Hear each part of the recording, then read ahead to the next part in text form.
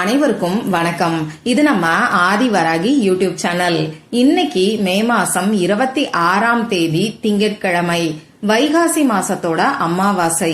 அது மட்டும் இல்லாம கிருத்திகை நட்சத்திரமும் இன்னைக்கு நமக்கு இருக்கு. இப்படிப்பட்ட சிறப்பு வாய்ந்த நாள்ல ஒரே ஒரு எலுமிச்சம் பழத்தை இப்படி நீங்க தூக்கி போட்டாலே போதும், உங்களை பாடா படுத்திக்கிட்டு இருக்கக்கூடிய கஷ்டங்கள் எல்லாம் உங்களை விட்டு அலறி அடிச்சு ஓடும்னே சொல்லலாம். உடனடியா நல்ல ஒரு மாற்றத்தை நமக்கு ஏற்படுத்தி கொடுக்கக்கூடிய அதிசக்தி வாய்ந்த பரிகாரத்தை தான் இப்ப நாம தெரிஞ்சுக்க போறோம். வாங்க, இது என்ன பரிகாரம், யாரெல்லாம் செய்யலாம், எந்த நேரத்துல செய்யணும்னு இப்ப நாம தெரிஞ்சுக்கலாம். இது வரைக்கும் நம்ம சேனலை சப்ஸ்கிரைப் பண்ணாம பாத்துட்டு இருக்கீங்கன்னா மறக்காம சப்ஸ்கிரைப் பண்ணிக்கோங்க. பக்கத்துல இருக்கக்கூடிய பெல் ஐகானையும் பிரஸ் பண்ணிக்கிட்டீங்கன்னா அடுத்தடுத்து நான் போடக்கூடிய சிறப்பான பதிவுகளை நீங்க மிஸ் பண்ணாம தெரிஞ்சுக்க முடியும். இன்னைக்கு திங்கட்கிழமை, இது சந்திர பகவான் மற்றும் சிவபெருமானோட வழிபாட்டுக்கு உகந்த நாள். அடுத்ததா இன்னைக்கு நமக்கு அமாவாசை இருக்கு. திங்கட்கிழமையோட சேர்ந்து வரக்கூடிய அமாவாசை கூடுதல் சிறப்புன்னே சொல்லலாம். இந்த நாளுக்கு மேலும் சிறப்ப சேர்க்கக்கூடிய வகையில முருகப்பெருமானோட வழிபாட்டுக்கு உகந்த கிருத்திகை நட்சத்திரமும் இன்னைக்கு நமக்கு இருக்கிறது கூடுதல் சிறப்பு.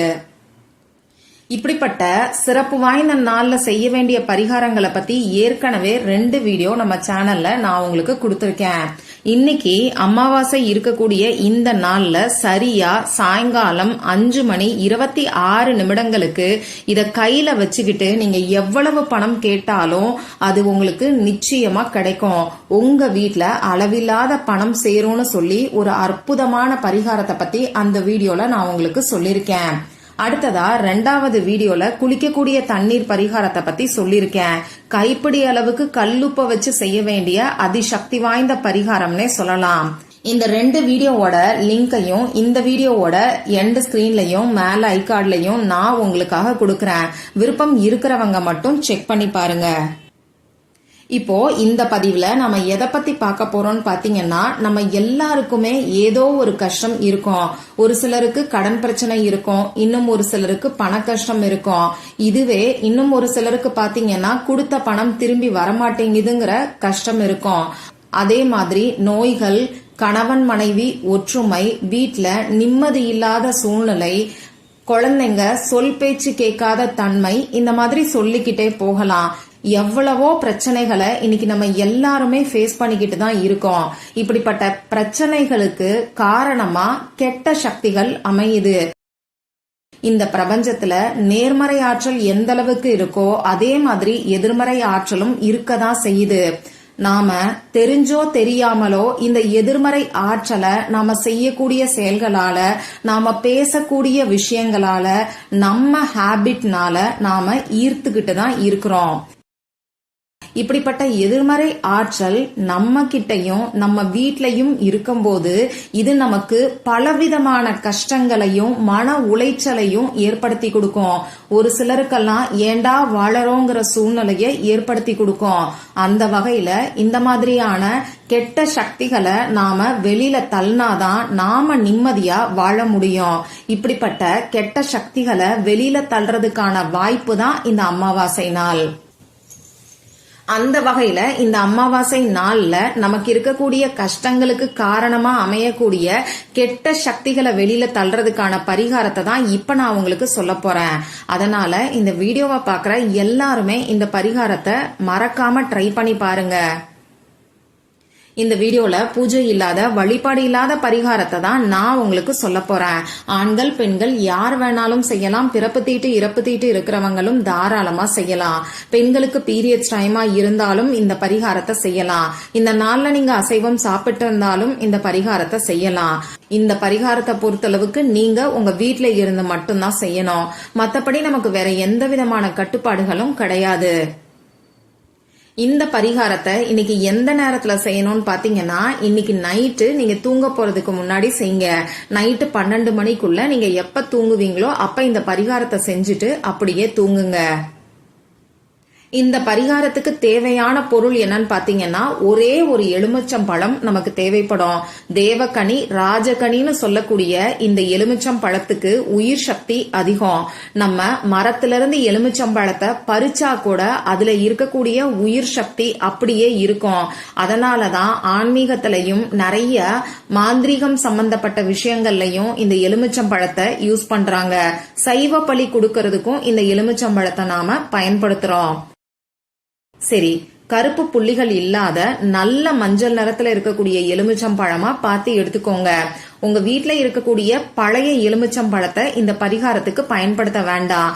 இன்னைக்கு வாங்கின எலுமிச்சம் பழத்தை இந்த பரிகாரத்துக்கு நீங்க யூஸ் பண்ணிக்கோங்க. அடுத்ததா நமக்கு எழுதுறதுக்கு பேனா, sketch pen, marker, glitter pen, ball point pen, இதுல ஏதாவது ஒண்ணு தேவைப்படும். ரெட் கலர்ல இங்கு வரக்கூடிய பேனாவை இந்த பரிகாரத்துக்கு பயன்படுத்திக்கோங்க. இவ்வளவுதான் நமக்கு தேவையான பொருட்கள். இப்ப நான் சொன்ன குறிப்பிட்ட நேரத்துல உங்க முகம் கை காலை கழுவிக்கோங்க.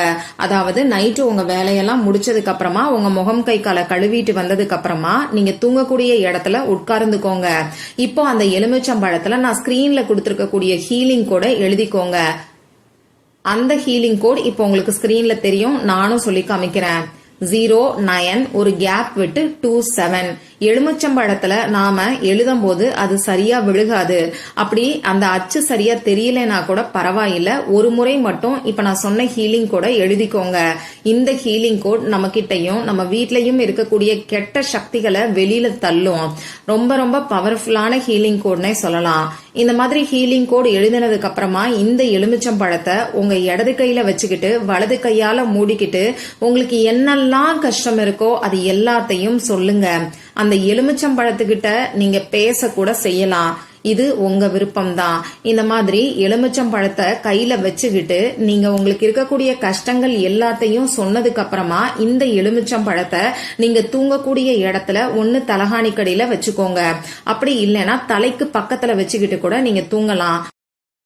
இதுக்கப்புறமா நாளைக்கு காலையில எந்திரிச்சு இந்த எலுமிச்சம்பழத்தை எடுத்துக்கிட்டு வந்து உங்க வீட்டுக்கு வெளியில நிலைவாசல் கதவுக்கு வெளிப்பக்கத்துல வந்து நின்னுக்கோங்க. இந்த அமாவாசை திதி இன்னைக்கு காலையில 11:31 ஆரம்பமாகி நாளைக்கு காலையில 9:09 வரைக்கும் நமக்கு இருக்கு. அந்த வகையில நாளைக்கு காலையில 9 மணிக்குள்ள, அதாவது நீங்க தூங்கி எந்திரிச்ச உடனே உங்க வீட்டுக்கு வெளிப்பக்கத்துல வந்து நின்னுக்கிட்டு இந்த எலுமிச்சம்பழத்தை உங்க இடது கையில வச்சுக்கிட்டு ஒரே ஒரு நிமிஷம் உங்ககிட்ட இருக்கக்கூடிய கெட்ட சக்திகளும் உங்க வீட்டுல இருக்கக்கூடிய கெட்ட சக்திகளும் அந்த எலுமிச்சம்பழத்துல இறங்கி இருக்கிறதா உங்க மனசுக்குள்ள நினைச்சுக்கோங்க. அடுத்ததா இந்த எலுமிச்சம்பழத்தை அப்படியே இடது கையில வச்சுக்கிட்டு உங்க தலைய சுத்துங்க. இடது பக்கத்துல இருந்து வலது பக்கமா 3 முறை சுத்துங்க. அதே மாதிரி வலது பக்கத்துல இருந்து இடது பக்கமா 3 முறை சுத்திட்டு இதுக்கப்புறமா அந்த எலுமிச்சம்பழத்தை எடுத்து கால் படாத இடத்துல தூக்கி போட்டுருங்க. மத்தவங்க நடக்கக்கூடிய இடத்துல தூக்கி போடக்கூடாது. இதையும் ஞாபகம் வச்சுக்கோங்க. கொஞ்சம் ஓரமா தூக்கி போடுங்க. இவ்வளவுதான் இந்த பரிகாரம். இந்த மாதிரி எலுமிச்சம்பழத்தை தூக்கி போட்டதுக்கு அப்புறமா உங்க வீட்டுக்குள்ள வந்து கை கால் முகத்தை கழுவிட்டு மற்ற வேலைகளை நீங்க பாருங்க. உங்க கணவருக்கு இதுல விருப்பம் இருக்குன்னா அவர்கிட்ட தனியா ஒரு எலுமிச்சம்பழத்தை கொடுத்து இது மாதிரி செய்ய சொல்லுங்க. குழந்தைங்களுக்கு இது மாதிரி செய்யணுங்கிற அவசியம் கிடையாது. நம்பிக்கையோட ட்ரை பண்ற எல்லாருக்குமே உடனடியா மனநிலையில நல்ல ஒரு மாற்றம் ஏற்படும். இது உங்க வாழ்க்கையில அடுத்தடுத்த மாற்றங்கள் ஏற்படுத்தி கொடுக்கறதுக்கான அறிகுறினே சொல்லலாம். மற்றும் ஒரு பயனுள்ள பதிவுல நாம சந்திக்கலாம். நன்றி.